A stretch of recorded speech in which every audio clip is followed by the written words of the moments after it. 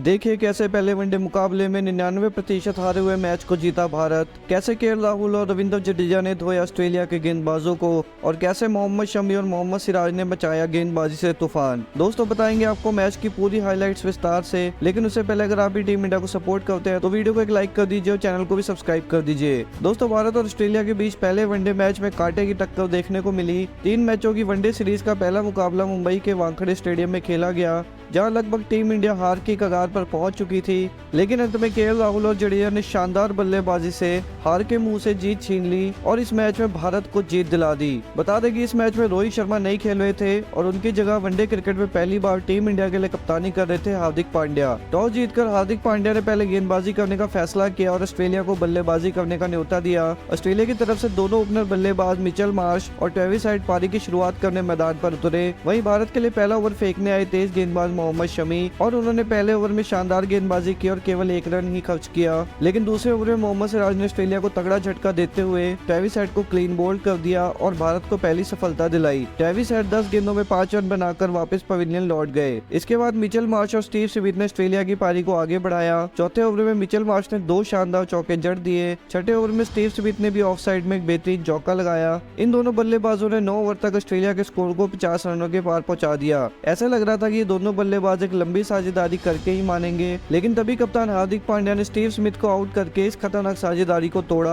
और भारत को चैन की सांस दिलाई। कप्तान स्टीव स्मिथ शॉट खेलने के चक्कर में विकेट के पीछे केएल राहुल को कैच थमा बैठे और 22 रन बनाकर वापस पवेलियन लौट गए। 15वें ओवर में मिचेल मार्श के बल्ले से एक शानदार चौका देखने को मिला और इसके बाद पारी के 17वें ओवर में मिचेल मार्श ने चौका लगाकर अपना अर्धशतक भी पूरा कर लिया। ये उनके वनडे करियर का 14वां अर्धशतक था। इसके बाद मिचेल मार्श लगातार बड़े शॉट खेल रहे थे और भारत के लिए सवदत बनते जा रहे थे, लेकिन पारी के 20वें ओवर में रविंद्र जडेजा ने एक शानदार गेंद पर खतरनाक दिख रहे मिचेल मार्श को आउट करके टीम इंडिया को एक बड़ी राहत दिलाई। मिचेल मार्श 65 गेंदों में 81 रन बनाकर मोहम्मद सिराज के हाथों कैच आउट हो गए। इसके बाद 23वें ओवर में भारत को एक और सफलता हाथ लगी जब स्पिन गेंदबाज कुलदीप यादव ने मानस लेबुशेन को रविंद्र जडेजा के हाथों कैच आउट करवा दिया। मानस लेबुशेन 22 गेंदों में 15 रन बनाकर वापस लौट गए। इसके बाद मोहम्मद शमी की गेंदबाजी का तूफान देखने को मिला जब उन्होंने जोश इंग्लिश को एक शानदार गेंद पर क्लीन बोल्ड करके भारत को सफलता दिलाई। जोश इंग्लिश 26 रनों की पारी खेलकर वापस पवेलियन लौट गए। इसके बाद मोहम्मद शमी ने एक शानदार स्विंग गेंद पर खतरनाक बल्लेबाज कैमरून ग्रीन को भी क्लीन बोल्ड करके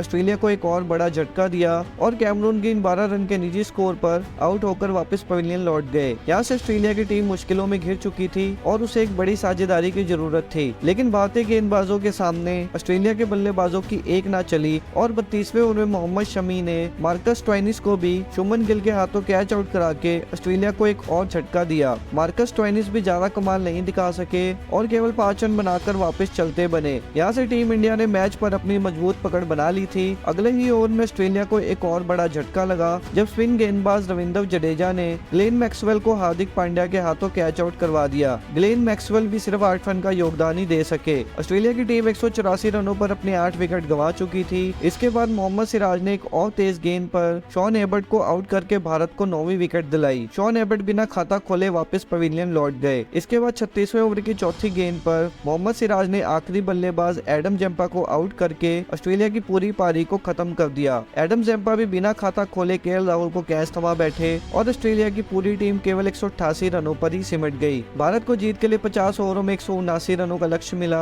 और ऐसा लग रहा था कि टीम इंडिया इस लक्ष्य को बड़ी आसानी से हासिल कर लेगी, लेकिन बल्लेबाजी करने उतरी भारतीय टीम की शुरुआत अच्छी नहीं रही और भारत के लिए ओपनिंग करने उतरे ईशान किशन और शुभमन गिल भारत को अच्छी शुरुआत नहीं दिला पाए। दूसरे ही ओवर में मार्कस स्टोइनिस ने ईशान किशन को आउट करके भारत को एक बड़ा झटका दिया। ओवर की आखिरी गेंद पर ईशान किशन शॉट खेलने से चूक गए और गेंद सीधा जाकर उनके पैड पर लगी और उन्हें एलबीडब्ल्यू आउट होकर वापस पवेलियन लौटना पड़ा। ईशान किशन ने 3 रन का योगदान दिया। इसके बाद विराट कोहली क्रीज पर आए, लेकिन 5वें ओवर में तेज गेंदबाज मिचेल स्टार्क ने विराट कोहली को एलबीडब्ल्यू आउट करके ऑस्ट्रेलिया को दूसरी सफलता दिलाई। विराट कोहली 9 गेंदों में केवल 4 रन बनाकर वापस पवेलियन लौट गए। इसके बाद सूर्य कुमार यादव क्रीज पर उतरे और उम्मीद थी कि आज वो एक अच्छी पारी जरूर खेलेंगे, लेकिन विराट कोहली को आउट करने के बाद अगली ही गेंद पर मिचेल स्टार्क ने सूर्य कुमार यादव को भी एलबीडब्ल्यू आउट करके भारतीय टीम के खेमे में खलबली मचा दी। सूर्य कुमार यादव 0 के स्कोर पर आउट होकर वापस पवेलियन को चल दिए। यहाँ से टीम इंडिया बड़ी मुश्किलों में घिर चुकी थी क्योंकि इसके टॉप के 3 बल्लेबाज सिर्फ 16 रन पर आउट हो चुके थे।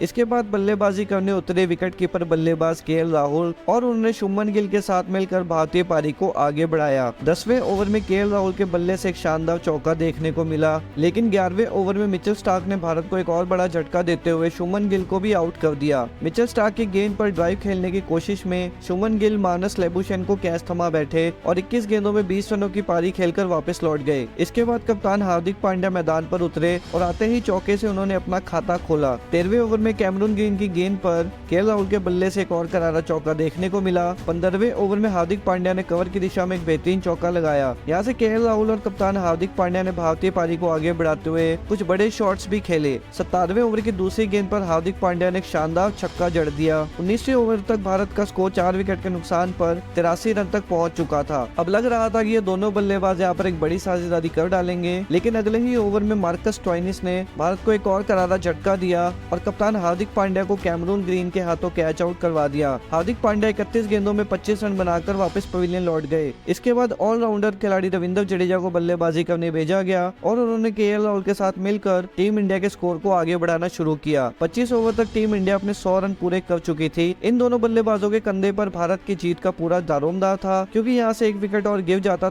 तो शायद टीम इंडिया का मैच जीतना नामुमकिन सा हो जाता। लेकिन यहाँ से केएल राहुल और रविंद्र जडेजा ने एक जिम्मेदारी भरी पारी खेलनी शुरू की और देखते ही देखते दोनों बल्लेबाजों के बीच अर्धशतकीय की साझेदारी भी पूरी हो गई। दोनों खिलाड़ी सिंगल डबल के साथ साथ बीच बीच में चौकों से भी रन बटोर रहे थे। इसी बीच 35वें ओवर में केएल राहुल ने 74 गेंदों में अपना अर्धशतक जड़ दिया। ये उनके वनडे करियर का 13वां अर्धशतक था। 35 ओवर के बाद भारत का स्कोर था 5 विकेट के नुकसान पर 150 रन। टीम इंडिया को अब जीत के लिए 39 रनों की जरूरत थी। इसके बाद रविंद्र जडेजा और केएल राहुल ने पारी में थोड़ी सी तेजी दिखाई और चौके लगाने शुरू कर दिए और पारी के 40वें ओवर में जडेजा ने 2 चौके जड़कर टीम इंडिया को जीत दिला दी। इस तरह से भारतीय टीम ने 39.5 ओवर में 5 विकेट गंवाकर ऑस्ट्रेलिया के दिए 188 रनों के लक्ष्य को हासिल कर लिया और केएल राहुल ने मुश्किल वक्त में शानदार बल्लेबाजी करते हुए 91 गेंदों में 75 रनों की नाबाद पारी खेली। उनके अलावा रविंद्र जडेजा ने भी 45 रनों की नाबाद पारी खेलकर भारत की जीत में अहम भूमिका निभाई। इन दोनों खिलाड़ियों ने छठे विकेट के लिए 108 रनों की साझेदारी कर डाली। इसी जीत के साथ भारत ने ऑस्ट्रेलिया पर 3 मैचों की वनडे सीरीज में 1-0 की बढ़त हासिल कर ली है और अब अगला वनडे रविवार को विशाखापट्टनम में खेला जाएगा। तो दोस्तों, अगर आपको ये वीडियो पसंद आया तो उसको लाइक कर दीजिए और चैनल को भी सब्सक्राइब कर लीजिए। धन्यवाद।